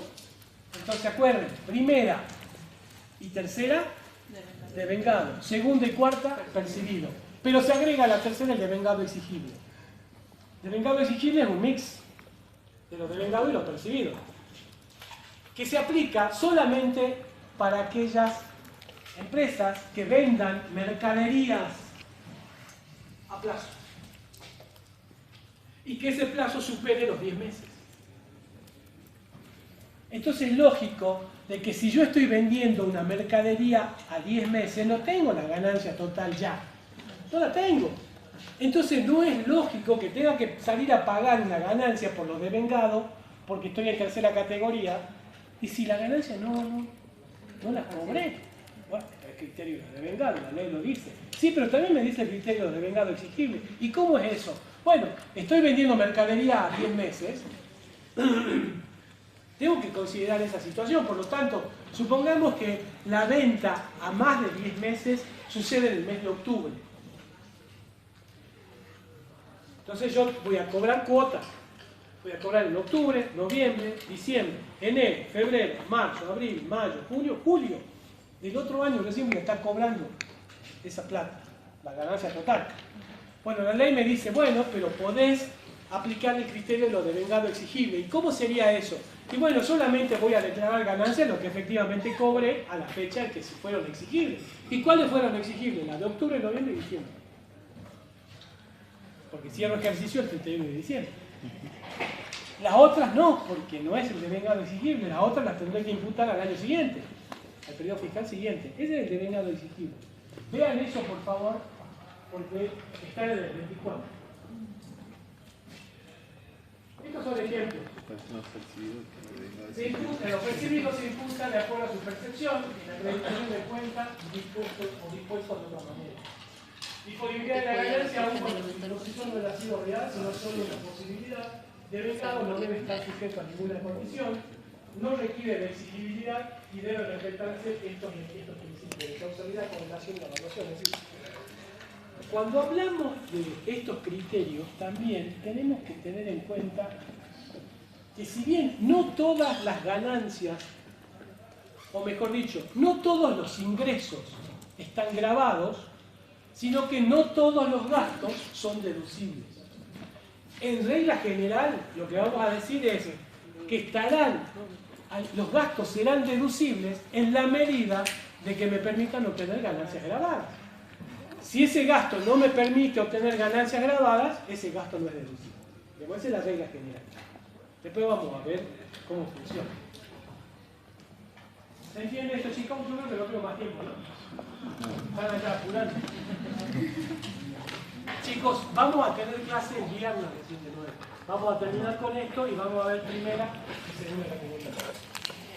¿Sí? Lo que les pido es que adelante, ustedes vean lo que falta, no falta mucho. Pero vean esto, porque después se viene el práctico la semana que viene y ahí sí se los quiero ver.